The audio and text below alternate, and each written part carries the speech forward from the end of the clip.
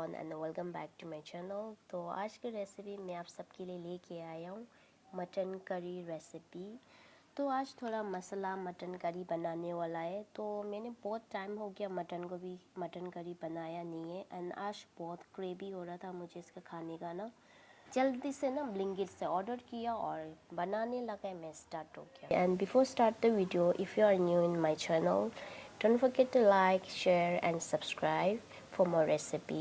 Now let's begin the recipe. सबसे पहले हम इंग्रेडिएंट देखते हैं। मैंने इंग्रेडिएंट पहले से पूरा प्रिपेयर करके रखा है क्योंकि चॉपिंग करना ये सब तो हमें सबको ही आता है, तो मैंने सोचा क्यों टाइम वेस्ट करना है ना।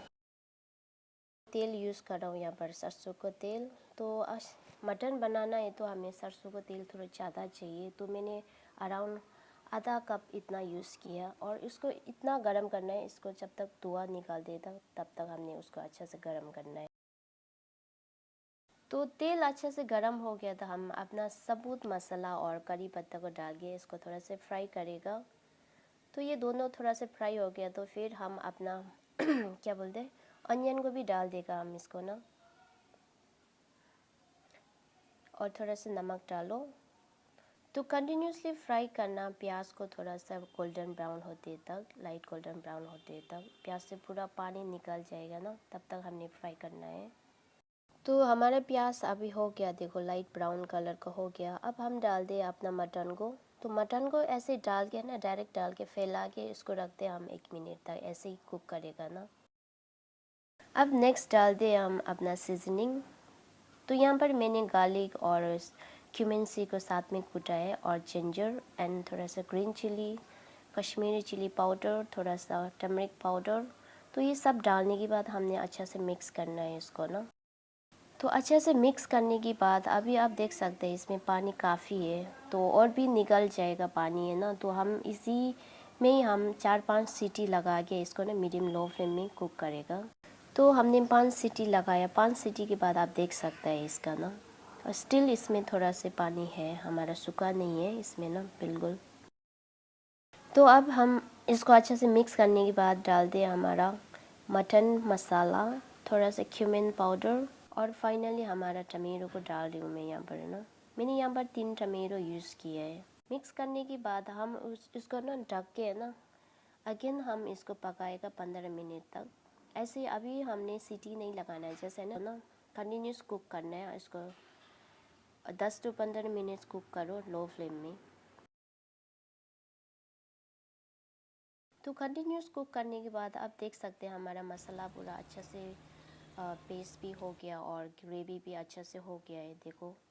और इसमें से अभी हमारा पानी ना बिल्कुल सूख गया है और इसमें से थोड़ा थोड़ा तेल भी छूटने लगा है। तो इसी टाइम में अभी हम ऐड करते हैं अपना पानी को। तो पानी में यहाँ पर 2 कप इतना अराउंड डाल रही हूँ। आपको पानी जितना चाहिए, आपको सूप के हिसाब से ना, आपको कितना ग्रेवी चाहिए, पतला चाहिए गाढ़ा चाहिए, वो आपके ऊपर डिपेंड करता है। तो पानी ऐड करने के बाद और एक बार मिक्स करके हम अब चाहिए तो ऐसे हाई फ्लेम में ना इसको अच्छा से बॉईल कर सकते हैं 10 मिनट तक। पर मैं यहाँ पर है ना 4 सीटी लगा रहा हूँ अगेन, और जल्दी कुक भी हो जाते हैं इसमें ना। तो 4 सीटी के बाद आप देख सकते हैं अभी हमारा करी रेडी है। कितना टेस्टी लग रहा है, देखो। अब इसको ना सिंपली हमने जो रो मसाला डाला था उसको हम पत्ता वगैरह निकाल देते हैं ये इसको ना। ओके गाइस, तो फाइनली हमारा मटन करी रेडी है खाने के लिए। तो यहाँ मैंने सर्व किया है राइस के साथ। आप चाहिए तो चपाती किसी के साथ भी यू कैन एंजॉय दिस। तो ये था आज का रेसिपी गाइस। तो आज अब सबको मेरा मटन करी रेसिपी कैसा लगा, अच्छा लगे तो प्लीज़ लाइक करना, शेयर करना एंड कमेंट में ज़रूर शेयर करना आप लोग कैसे बनाते हैं मटन करी। तो आज मैंने ना थोड़ा नॉर्मली कि ये सबसे मैं मसाला बहुत डाला है आज है ना, लेकिन बहुत टेस्टी था guys, believe me.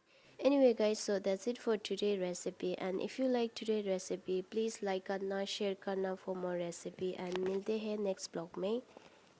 And thank you so much for watching my video, and we'll see you next recipe.